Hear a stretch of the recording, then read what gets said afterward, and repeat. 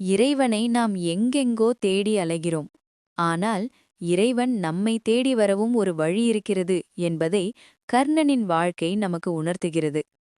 போர்க்களத்தில் மரண தருவாயில் இருந்த கர்ணன் தன் உடலில் கவசமாயிருந்தது அவன் செய்த தர்மம் மட்டுமே. அவன் ஈகையை பார்த்த கண்ணன் கண்கலங்கி கேட்டான், கர்ணா, உனக்கு என்ன வரம் வேண்டும்?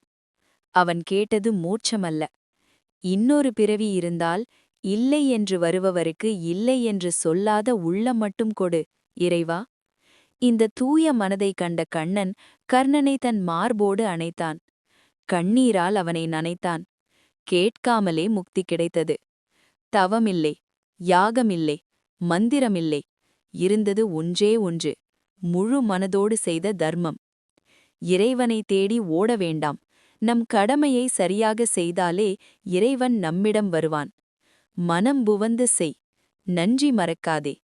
இதுவே கர்மயோகம். இதுவே வாழ்க்கையின் தர்மம். தர்மம் தலை காக்கும். சர்வம் ஸ்ரீ கிருஷ்ணார்ப்பணம்.